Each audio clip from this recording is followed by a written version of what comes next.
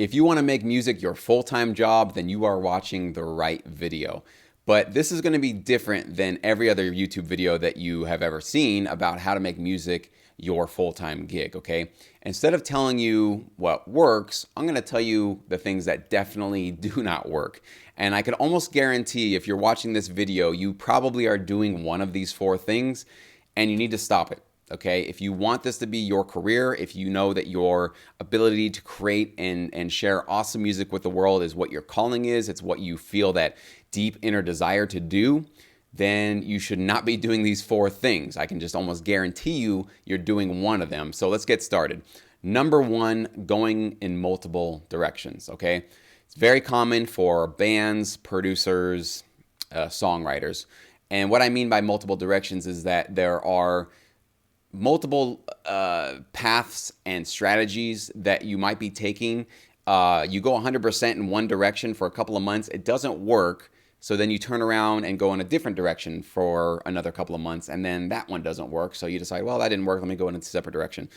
And this could be, you get involved with doing a remix contest, or you enter your song for some sort of songwriting competition, or you try to do a viral music video campaign, or whatever it is. You try to get a feature with a popular artist. And you've tried all these different things, and you're like, well, maybe this is gonna work. Maybe if I get more Instagram followers, then that can work. And you've tried all these different things. You stick with it for a couple of months, and you don't see results. Maybe not even a couple of months, a couple of weeks sometimes. You don't see results, so then you go online, you find YouTube videos, and you're like, that didn't work, let me try something else. And you get really excited about this new strategy, 100% again, chase it, hit another wall, right? This is what most producers and artists and bands, songwriters are doing. It looks like you're making a lot of progress because you're moving really quickly, but if you zoom out of your career and you kind of look at 10,000 foot view of your music career, you're really not going anywhere. You're just bouncing back and forth, and you're kind of going in multiple directions and really just spinning your wheels. There's really no progress being made. It's just a lot of really fast sprinting and then hitting a wall, getting knocked out and realizing, oh, that didn't work, let me sprint in a different direction, right? So that's the first mistake that most bands and producers and artists are making. The second one is maybe you are going 100% in one direction. So let's say you have decided, no, this is my path, this is the way that I'm going to turn this into my full-time job, but you're not getting any results at all. Now, I know that having a dream, believing in your art, believing in your music is very important and critical, and you have to be the biggest fan of your own music, obviously, to succeed. But I also believe in getting results, right? There are a lot of bands, producers, and artists, maybe you're one of them, who've been at it for years and haven't gotten anything to show for it, okay? I'm not saying that you have to have full-time income after cranking out, an album or going at it for like a year or two. I'm not saying that, but are your fan numbers growing significantly? Are your sales growing? Are you able to tour in larger communities and larger areas, larger regions than you were doing when you first got started? Or are you kind of still stuck in the same circles that you were when you first got started, right? You have to be the judge of that, but even if you are at least wise enough to just focus on one direction and realize this is your path, you should be seeing some results after a couple of months, honestly. And I don't mean full-time income, but you should be selling a couple of albums. Some of your sales should be selling. You should be getting some decent gigs booked. You should be getting voted up, some sort of a remix or a songwriting or a track competition or whatever it is you're doing. Your video views should be increasing on social media. You should be seeing growth, and significant enough growth to give you that encouragement from the market that says, keep doing it. It's working.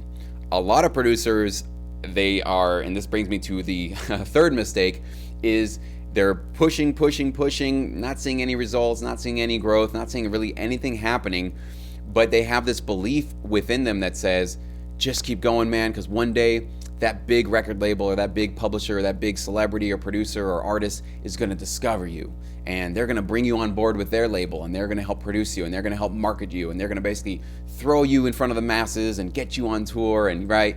This is that sort of pipe dream that most musicians and producers have. And I'm always surprised when I talk to producers that are trying to make music their full-time job. They still have this belief within them that, well, if I just keep putting stuff on SoundCloud and keep throwing music videos up and just keep putting my stuff out there, I'm bound to get discovered. It's that magic word that I think it just sort of it's a hangover term from prior generations when that was really the only way to get yourself into a record label and then to get on the radio and obviously get through the mainstream distribution. But with the internet, that stuff is pretty much done. Okay, sure, there are still artists that are sort of being picked up by bigger producers and bigger companies, but it's really not the path for success anymore, right? There's a lot of artists, and probably a majority of artists are actually just organically growing their fan bases and blowing up through social media and blowing up through the internet.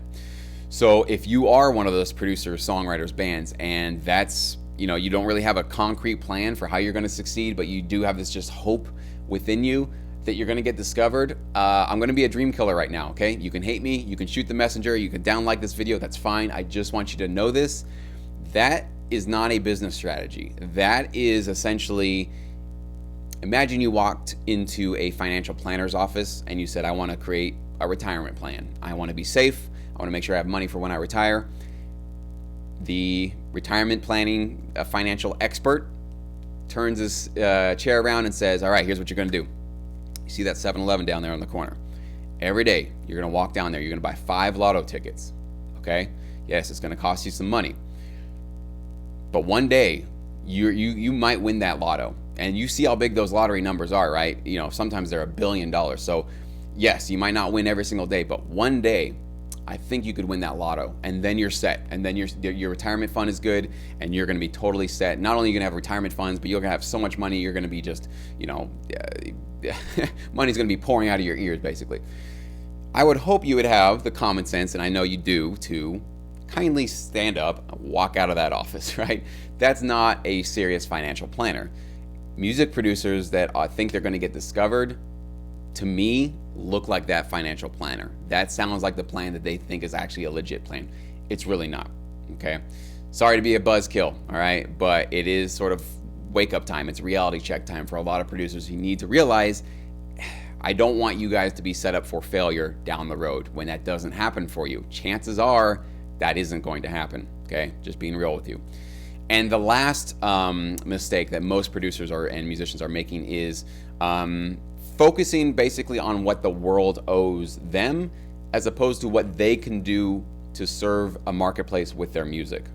So, and it's common for all producers and musicians, myself included, because when we were young and we picked up a guitar or a drum set or any instrument, and we had a little bit of talent, what did we hear from all the people around us, from our teachers and our parents and our friends? Wow, you're really good at that. That's awesome. Yeah, play another song. Do this, do that. You got applauses. You got encouragement. People loved what you were doing, and it's sort of built into your identity that this is what you do. You play music. You entertain your loved ones, and that's a part of your identity. And you're getting all this praise while all that was happening, right? But how many people throughout all those years said, you know what? You got talent. You got something here. Let's figure out how you can start to serve a marketplace that wants to pay you for this talent that you have. How many people told you that, or even asked you that question, or even opened that possibility of thinking up for you? Probably zero. I can almost guarantee probably nobody in your life came to you and said, let's get serious about this. Let's think about this. You've got talent. You love doing this. That's awesome.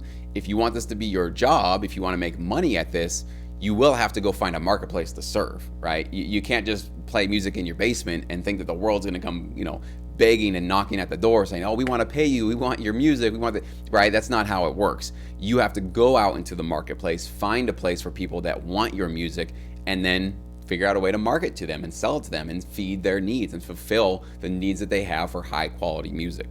Okay, so this is just a mindset shift that once you start getting out of the sort of kind of me, narcissist kind of what can the world owe me, what kind of deal can I get, how many fans can I attract, when you're thinking about all that kind of stuff, it really does set you up for a lot of failure. It's not going to work out that well for you in the long run. But when you flip that around and you think, what do my fans want? What does the marketplace want? What is the industry in need of? And can I use my talents to go serve that need? That's that magic connection where you start to see money, you start to see sales, you start to see people following you, you start seeing the results probably that you're after. So that's a mindset set shift that I made about 10 years ago. And the reason why I made that shift is because I got involved in TV, film, music licensing. So I had a band. We thought we were going to be rock stars. We had a somewhat of a production deal. we were not doing bad, I will tell you that. And we were walking into the heads of A&R and CEOs of major record labels. So we had access, we had promise, we had big names behind us. Didn't turn into full-time income though, okay? And when I got introduced into TV, film, music licensing, that's when the mindset shift started to change in me, because rather than thinking about, well, how can I be a rock star and how can I get a record deal and how can I go on tour, I started thinking, well, I like producing music. I can make music from my home studio. And this is a whole industry that wants licensable music, and it wants music that I make, right? I was primarily a rock hip hop producer in those days. And I realized, wow, there's a whole industry here that not only wants this kind of music that I make, but they're willing to pay me, and they're actually willing to value the creative effort that I put into this. And so that's when I realized, wow, so to succeed, this is like not rocket science. To succeed, I have to find a marketplace that can pay, okay? Many of you guys are trying to sell to consumers right now. Are consumers paying for music anymore? Not nearly like they used to, all right? If anything, they're maybe paying for a streaming service, but that's much less income that they were giving away than when they were buying, 3 or 4 albums a month, and now they're only paying $4, $10 a month for streaming. So the income in the consumer base right now is not really hungry for buying a lot of original music. They want to stream it for free on YouTube and SoundCloud and online, right? But the TV film licensing business is full of advertisers and major corporations that have money and they want to pay. They want to pay for high quality music because they need music to tie to their campaigns, to their TV shows, to their promos, to their trailers, to their films. And they know that if they go the cheap route, they just try to take some cheap stuff, it's going to cheapen the quality of their production and of their brand. So for commercials, this is a really big thing, right?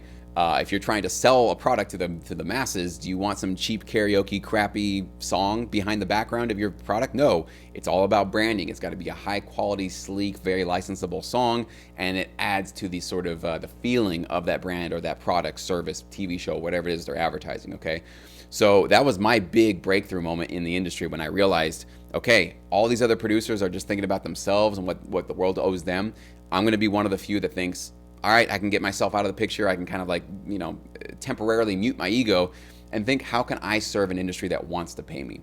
And so when I got started in TV film licensing, I never looked back because it obviously started getting me those results. I was getting contracts, I was getting checks, I was getting placements, getting royalties, getting sync fees. Okay, it started to grow for me. And when I saw results, again, didn't happen overnight, and I certainly wasn't making full-time income within a year, but I was getting results, right? I was getting those contracts. I could actually hold a contract in my hand. I have signed a contract with the library. I got my upfront consideration fees from the libraries I was working with. I had checks in my hand. When you have real results, even if they're not breaking the bank or anything like that, it gives you that confidence that you're doing something that the world wants, that the market wants. If you want to get involved in TV, film, music licensing, you don't know how to get involved, I do have a free course you can get in the description box below. Just so you know, you don't have to be super well connected to Hollywood directors. You don't have to be a well-established composer like Hans Zimmer or Danny Elfman or somebody like that. As long as you have a home studio with decent software that you can produce your own music with, you can be a player in this business. Because I got started with a MacBook laptop, not even a MacBook Pro, a 13-inch tiny little MacBook. I didn't even have a real desk. I was using just headphones. So I started in very humble beginnings, and obviously I've developed a little bit more over the years, but whatever it is you're using, if you can create high quality music, either if you're a producer or you're a band or you're a songwriter and you can partner with a producer that can produce those songs, you can be a player in this business. So I want to encourage you to enroll in that course to learn how to get started, how to find those music libraries, how to make sure that you're creating the right kinds of music and partnering with the right kinds of companies, because there's a lot of things you need to make sure that you are not wasting your time, right? And doing these like, I'll chase this way, I'll go this way, I'll go that way. But I do believe that there is a straight and narrow path where you can consistently move forward, get those results, and get that encouragement to know that you're going in the right direction. So thank you so much for watching. I hope you found this video helpful. If you hate me after this, that's okay. Leave a like, leave a dislike, leave a comment. Let me know what you think about this video. Thank you so much, and make sure you do subscribe.